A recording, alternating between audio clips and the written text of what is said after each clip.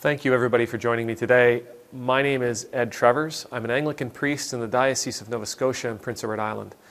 I get to serve in the beautiful town of Shelburne, Nova Scotia, in the awesome parish of Church Shelburne that sits on the ancestral and on the unceded territory of our Mi'kmaq people.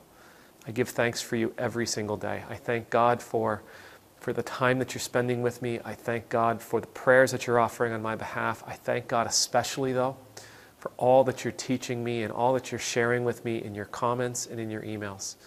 You are a great inspiration for me. I love you. Thank you for being here. You might notice, as some have in the videos from the last few days, that I'm wearing a red poppy. The poppy represents, for us here in Canada, those who have served their country. We celebrate Remembrance Day every year on the 11th day of the 11th month in order to commemorate the signing of the armistice that ended the First World War on the 11th hour of the 11th day of the 11th month. Both of my grandfathers fought in the Second World War. They both fought in the North Shore Regiment from northern New Brunswick. They fought across France, the Netherlands, Denmark, and Germany. One was in the infantry, one was in the artillery. They both landed in the first wave at Juno Beach on June 6, 1944.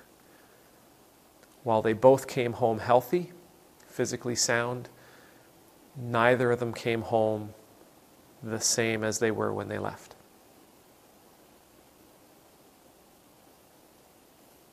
It's the truth of it. War changes people. I think one of the great lessons that I've learned from the Second World War recently is a poem that was written by a German Lutheran, a pastor and theologian by the name of Martin Niemöller. And what Niemöller writes is, "First they came for the socialists, and I did not speak out because I was not a socialist. Then they came for the trade unionists, and I did not speak out because I was not a trade unionist. And then they came for the Jews, and I did not speak out because I was not a Jew. And then they came for me, and there was no one left to speak out for me." I don't know who said it. I think I might even stumbled across this quote on a cartoon. "The only thing necessary for the triumph of evil is for good men to stay silent, or good men to do nothing. Either way." My grandfathers fought in that war because of silence. They fought in that war because of silence. Yes, I understand the global politics of it all. I understand the international relationships of it all. I understand about the Nazi Party. I understand about the aggressiveness of Hitler.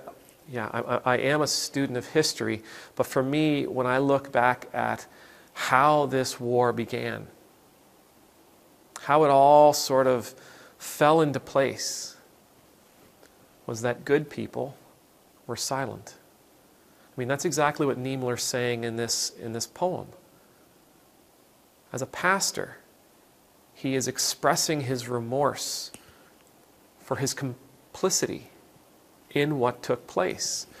When I started seeing bad things happen, I was silent. When I started seeing them take people, I was silent. When I started seeing them silence the press, I was silent. When I seen them taking the rights away from their populace, I was silent. Until finally, their actions affected me personally. And there was nobody left to speak for me. As you remember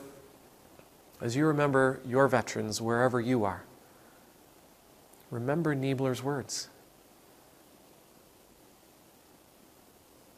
May the Lord bless you. May the Lord keep you. May the Lord make his face shine upon you and be gracious to you. May the Lord lift up his countenance upon you. And I pray that you will always know the peace of being in the Lord's presence.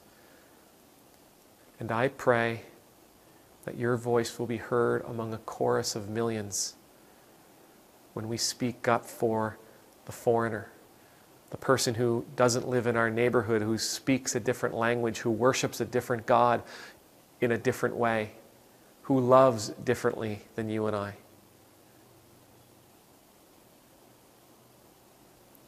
Amen.